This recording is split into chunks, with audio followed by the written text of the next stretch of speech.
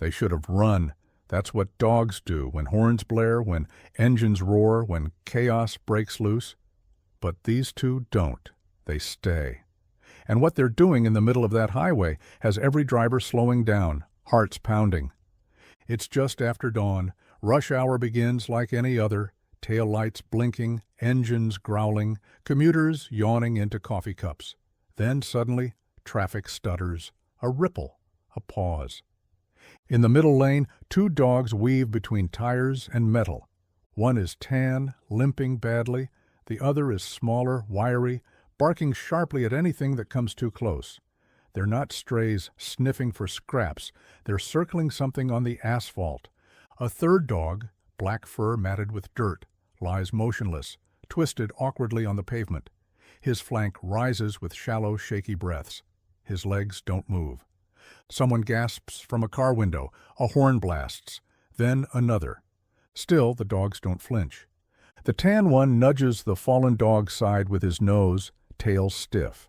The smaller one barks again, sharper this time, then turns to face an oncoming sedan and plants his feet like a guard. Drivers start climbing out of their cars. Phones lift into the air. A woman nearby is already filming, her voice trembling as she whispers, "They're trying to help him." A delivery van inches forward. The smaller dog darts in front of it, ears flat, teeth bared, and lets out a bark that stops the vehicle cold. The limp one's chest rises again, barely. The dogs aren't panicked, they're focused. A man shouts, "Someone call animal control!" But no one moves yet. The injured dog's head lifts a fraction, just enough to see the tan dog take hold of the loose fur near his neck. Gently, purposefully. He pulls. The movement is slow, awkward. The injured dog lets out a tiny yelp, but he doesn't resist. Then the second dog joins in, nipping at the scruff, tugging alongside his friend. Together, they begin to drag him, inch by inch. One pulls, the other shields. They move like they've done this before, not on a highway, but somewhere in a world that's never been kind. A semi-truck rumbles closer. The smaller dog sprints ahead, barking furiously, tail straight like a flag. The truck slows. The driver's eyes go wide. Within seconds, the ripple becomes a full stop. Engines go quiet. Doors swing open. Voices rise. But none louder than the image in front of them. Two strays, refusing to leave, refusing to run, doing what no one expected, and everything that mattered. The barking doesn't stop. It cuts through the air like a siren, warning, guiding, defying. The two strays work in unison now, pulling the injured dog across the asphalt one tug at a time. The traffic is a storm around them, and still, they stay. The tan one braces himself again, grabbing the scruff between his teeth. The smaller dog shifts position, pacing along the side, barking at cars that edge too close. Together, they drag their friend, just a few more inches toward the concrete median. The injured dog groans.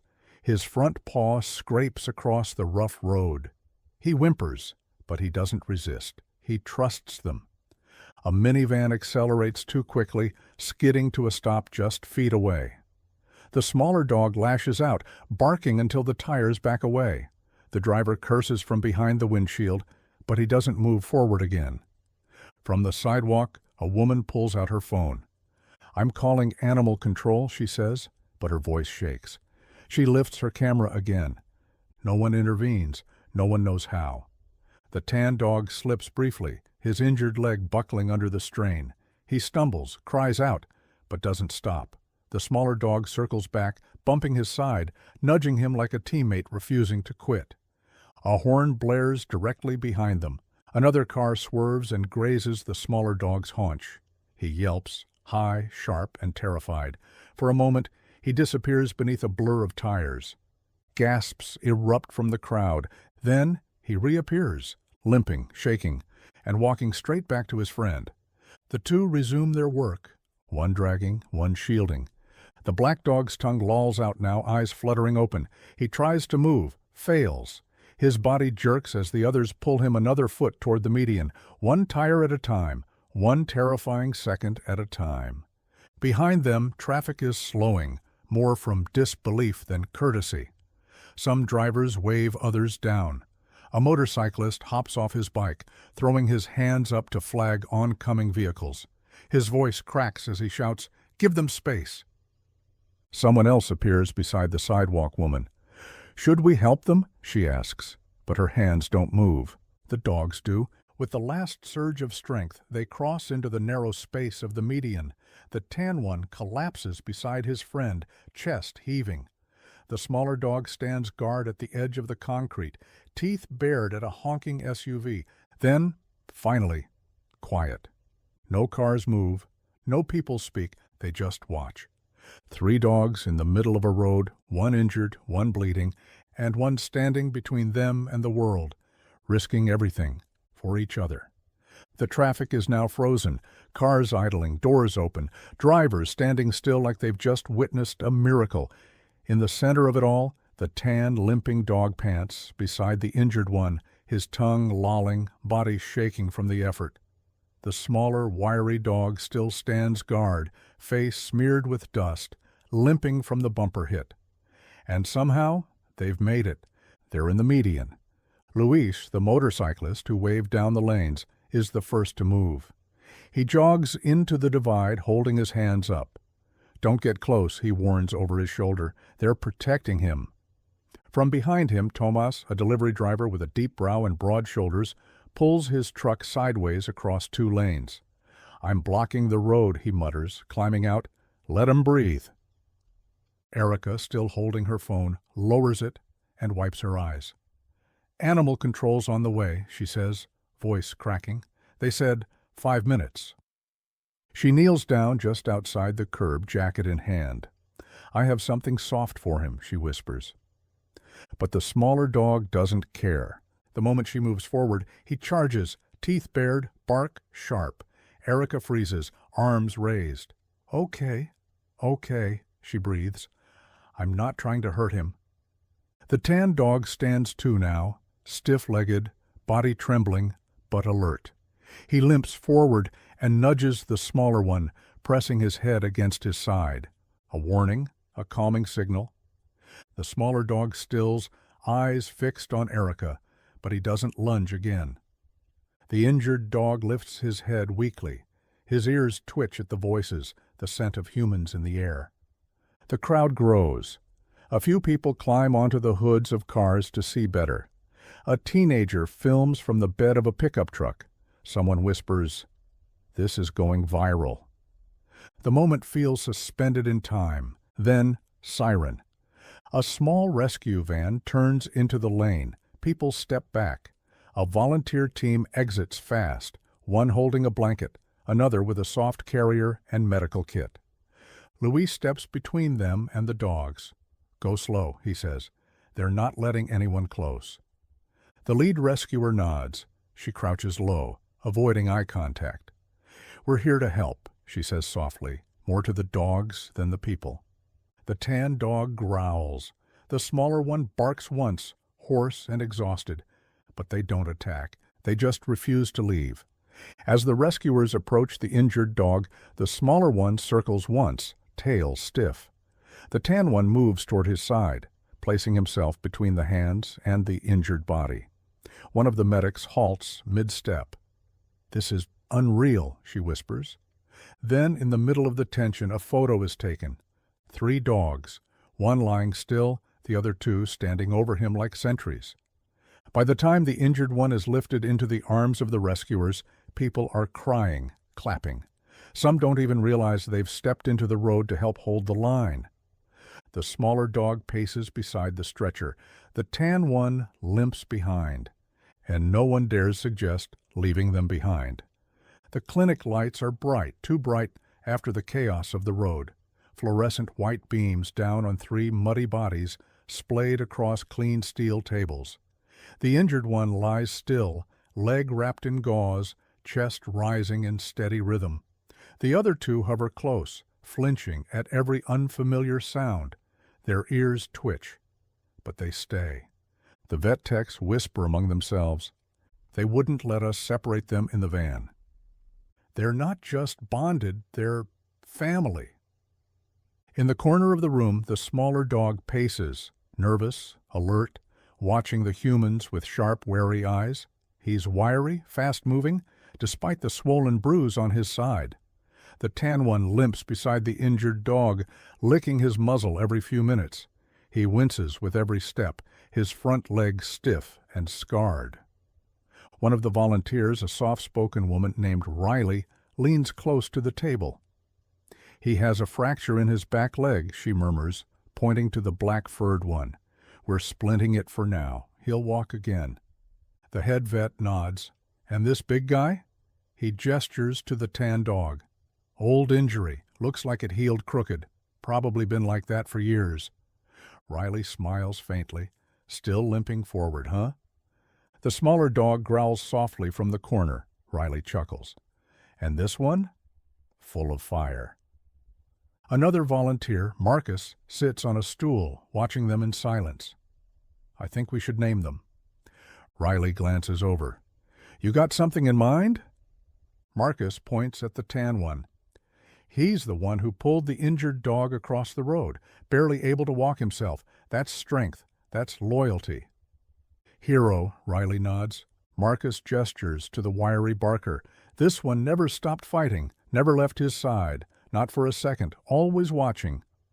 "Shadow," Riley says without hesitation. They both look at the black-furred dog, still resting, legs splinted, eyes half open. "And this one," Marcus whispers. "This one shouldn't have made it, but he did." Riley places a hand near his paw. "Chance." Silence fills the clinic. The names settle in the air like promises. The dogs don't react, but something shifts. A soft grunt from Hero, a quiet tail thump from Shadow. Chance's eyes flutter closed again, peaceful for the first time. Later that afternoon they're moved to a shared kennel, soft blankets beneath them, bowls of fresh water nearby. They curl in a triangle, Shadow on guard near the gate, Hero beside Chance, one paw resting across his side. A shelter worker snaps a photo, posts it with one line. "They dragged him out of traffic, and into all our hearts. Within hours it spreads." Not just the image, but the story. 3 strays, no leashes, no collars, no names, until now. And what they'd done wasn't instinct, it was love, unmistakable, undeniable, unbreakable. It starts with a photo, 3 dogs lying on a fleece blanket, one resting with a bandaged leg, the others curled close like protectors on duty. Their eyes are closed. Their bodies, though bruised and battered, are pressed together like puzzle pieces that were never meant to be apart. The caption is simple. They didn't run. They rescued. And within hours, the world responds. The shelter's inbox floods with messages, comments pour in by the thousands. Rescue groups share it. News outlets call. Strangers across the globe want to help, want to know their names, their story. They learn about Hero, the limping tan dog who pulled his friend to safety. About Shadow, the smaller one who stood between his fallen companion and moving traffic.